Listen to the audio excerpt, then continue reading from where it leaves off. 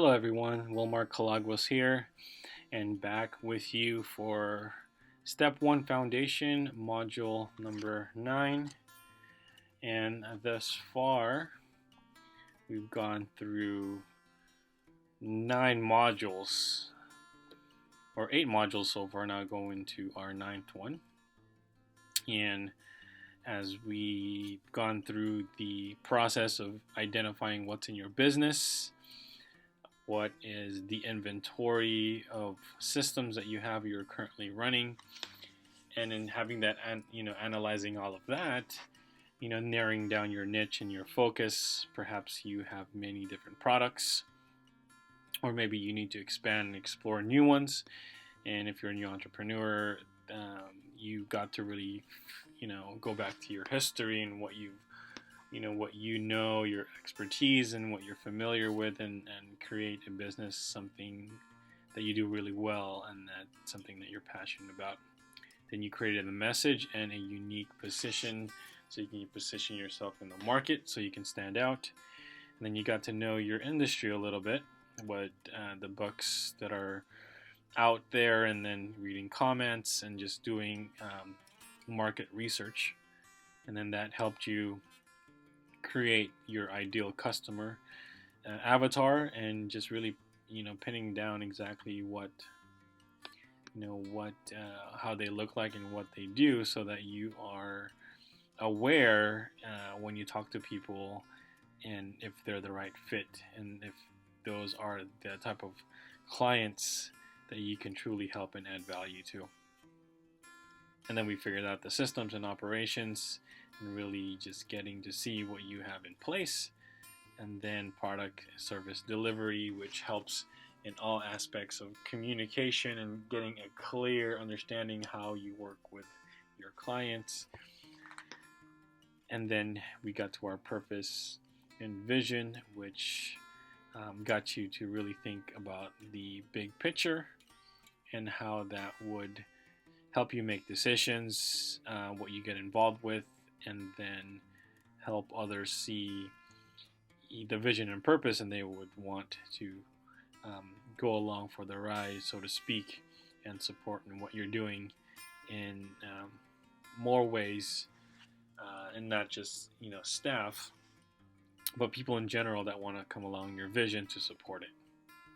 And now we get to values and culture.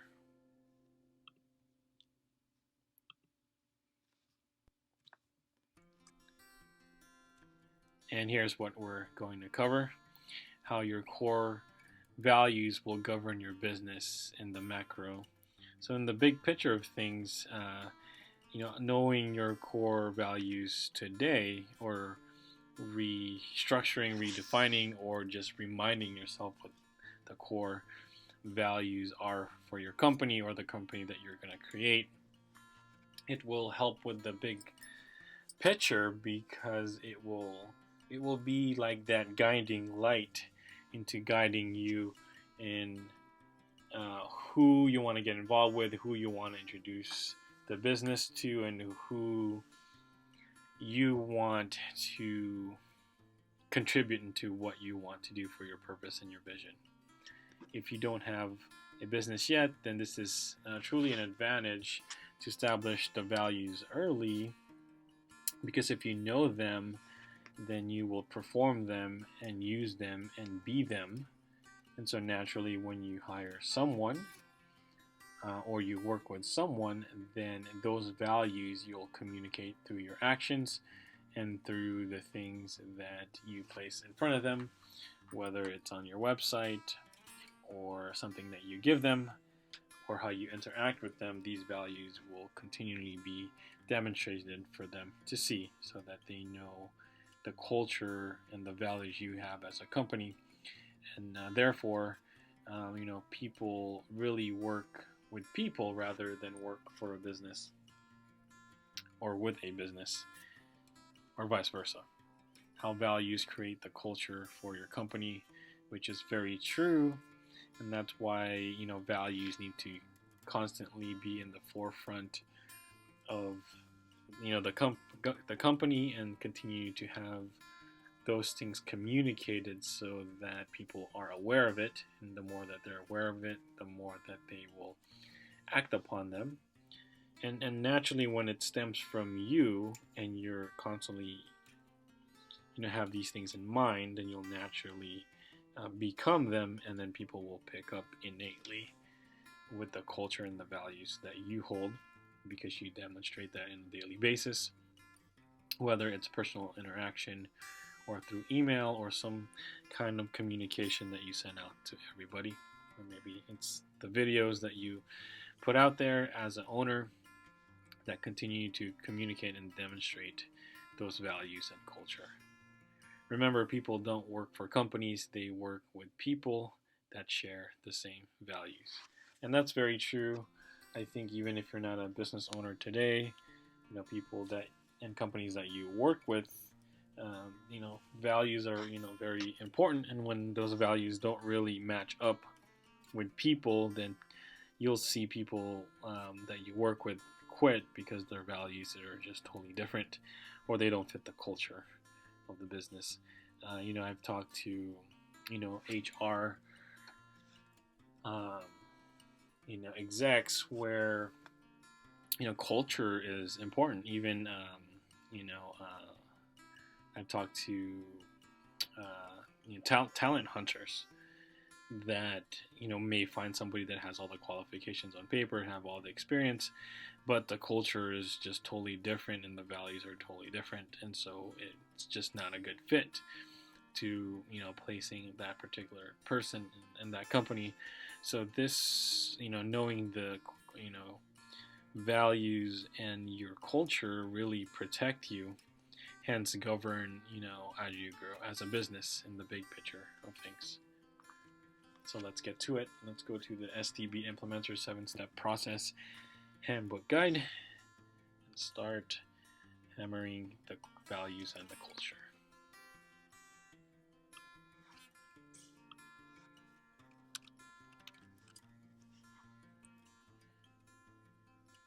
Alright, core values and culture. In this module, you will go through a process of finding your core values that govern your business. The values you choose should be evident in your team, meaning it's already being done in the business. If you don't have a business yet, these values are what you will demonstrate to your customers now. Organically will overflow to people you will eventually hire in your business. You will write down what values you have today and which values you need more of that will create the culture you desire for your company. Remember, people don't work for companies, they work with people that share the same values. If you want committed team members who stay with you in the long run, you have to create an environment they will never want to leave and desire to be part of. This exercise is done with your team or with your managers. If you do, have a team, decide together what your core values will be for the company. All right, let's begin.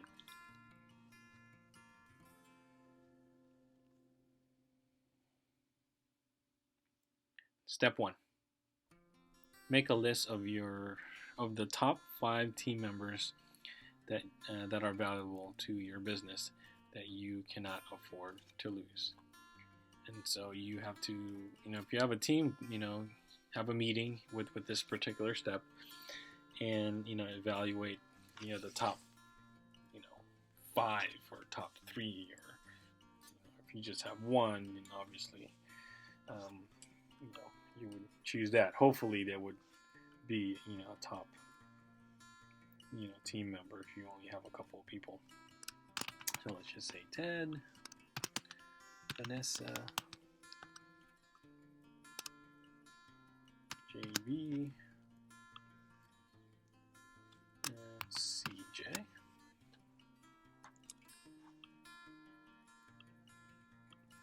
And so you have to deliberate and figure out who your top people are. And these people, you want them to be the ones where if they were to leave today, it would really hurt. especially if they put in their 2 weeks. Like, they would be totally just pretty, challenging to really replace because they're that valuable, not just in skills, but their presence with the team that just makes the whole run just so much better. So think about those people for step 1. And then step 2. With the list above, write down the qualities each staff member possess that has contributed to the value, culture, attitude, qualities, characteristics, and successes of your organization. And so, for me, that would be honesty,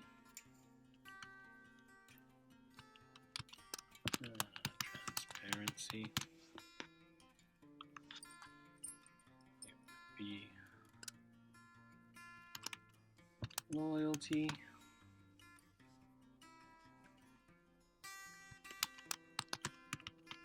committed. You need to be reliable, which is doing what they say they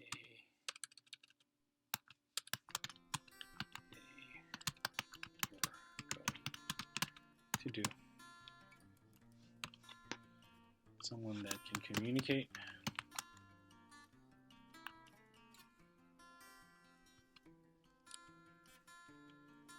well, and then mature in a way that they can receive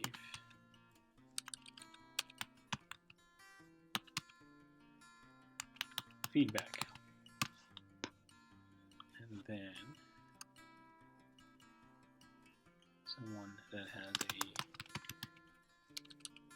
a teachable spirit and is a learner. Alright, so think about the people that you've listed on step 1 and write out as many characteristics, qualities, attitudes, and what they've done really well to pretty much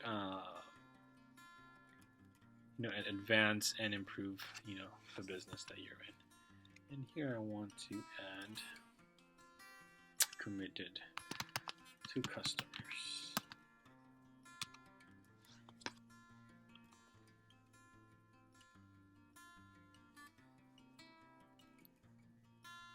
All right. If you don't have any staff, and it's just you currently, write down the values you want to see in your organization. If write down what kind of culture you want to create as you grow. What qualities do you show your customers that give you value, that give value to your business? List them. And so essentially,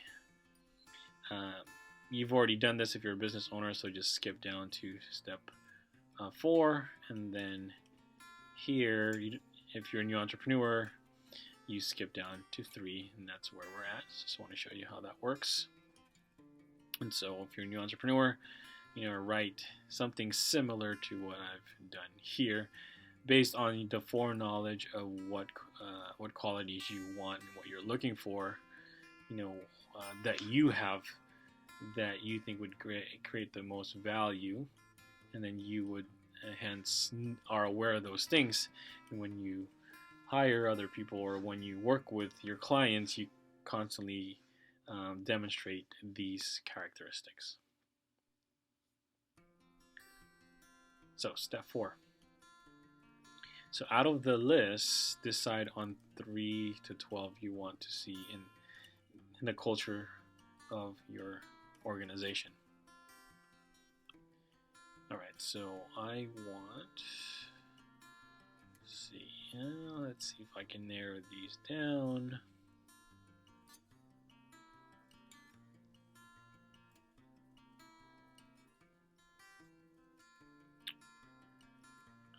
So I would narrow these down.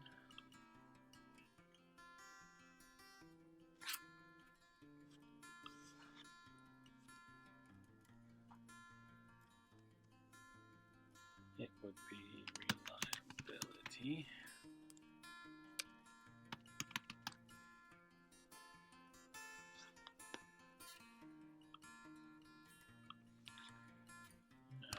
teachable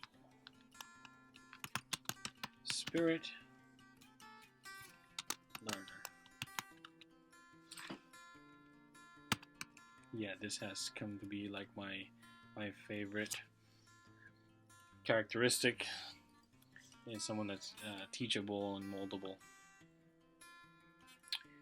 And let's see, let me pick one or two more.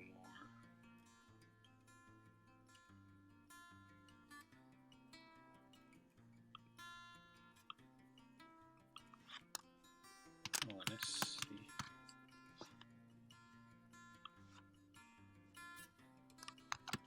Committed to customers. That's really important, especially if you're in a service-based business. People really committing to their clients and their customers, and not just getting something done, but doing it in a way where it truly is getting the results that the customer wants. So choose about, I'm just going to do 4. You can do as many as you want. And remember, these are the things that you will continually to communicate. So 3 to 12 is a good starting point in terms of values that you want, and those values would essentially create the culture that you want for your company. Okay, step 5. From the list above of your organization's value, write down a description for each value and how has this been demonstrated in the company and how this value looks like when it exists in your company's culture. Example, value, capture the moment. Description, team members get a customer complaint. Members take ownership of the moment, create a lasting impression by listening and offering a solution that satisfies customers. Customer becomes a regular customer, even after their first experience was not to the business standards. Okay, and so if you have real life examples, this is the best way to communicate your values, create that culture, to have real life examples that you can present and communicate with your staff. And so let's see. I want to, let me see, I will do teachable spirit. I'm going to put teachable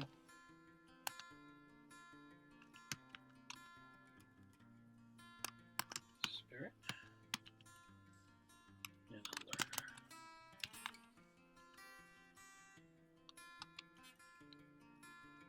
And so that would be my value.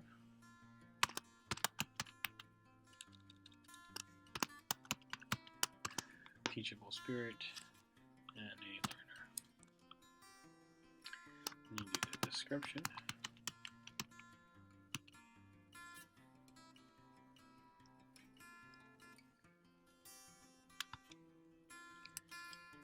All right, and so the description would be team member,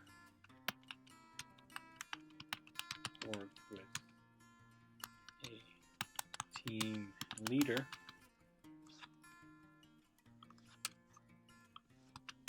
with a new client,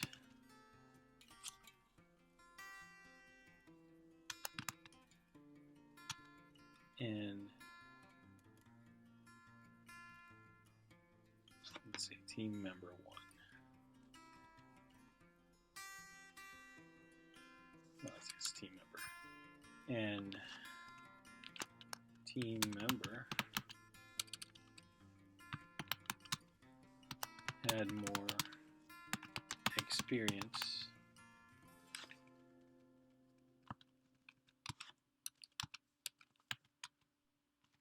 in the industry that the client was in. Team leader had a different approach to implementation and consultation.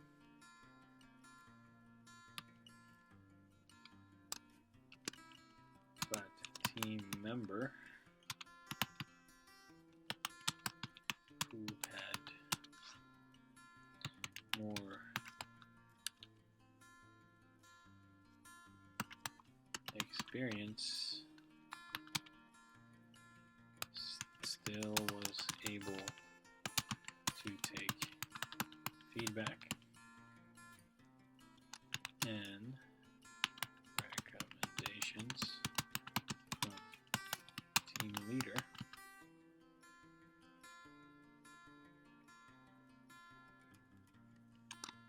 So whether it was right or wrong, they still were able to collaborate and bring results to the client. Okay. So essentially what you're doing is you're taking each of the characteristics and describing them, but also trying to use real life situation in demonstrating these things.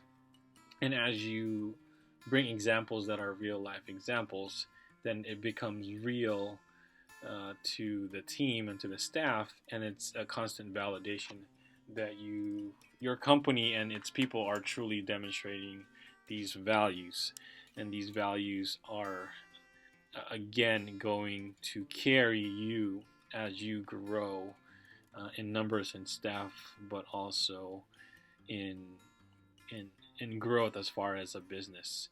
And as you introduce maybe new services or maybe new products, this, and you create other teams, these teams would continually have these values and culture, and in many sense it will protect the culture that you have now, because it's so strong, from anybody getting hired or anybody that's hired, and through the process of being in the culture, they find themselves not being a good fit.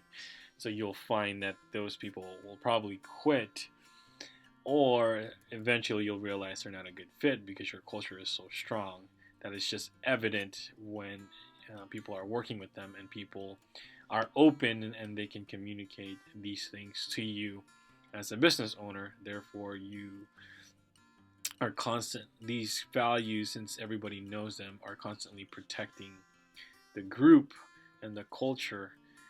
And also, when it's evident, people know when they don't fit in that culture and they'll leave on their own. So very, very important to establish these in the beginning, or revisit them if you are a startup or a business owner. So only 4 things that matter when you systemize the business: systems, processes, documentation, and executing all of those 3. Aside from closing sales, you will be tempted to do other things, but when it comes to systemization, your brain power has to be focused on these 4 parts. Implementing the system you will need today, figuring out its process, documenting them, and also executing them. And so as we approach the last module in step 1, and you've taken the time through all of the modules, My hopes are, if you've really taken the time, you should be in a place of clarity, you should be in a place of confidence, you should be in a place of um, just feeling productive, and that gears are starting to move in understanding the big picture, but also understanding the micro things and that you currently have and need to have. And so hopefully that would give you the confidence and the time that you really analyze these things, the core parts that you really need to develop as we come to the last module of step one, and now stepping into truly going back to step one's module and then laying out the rest of the steps, which if you did did take your time and really understand these modules, then step one or step two, three, four, five, six, it should be simple in a way, but not easy. But since you have clarity, laying them out is really just a matter of figuring out and also testing. So, so this is module 9, and I will see you on the next module. Right.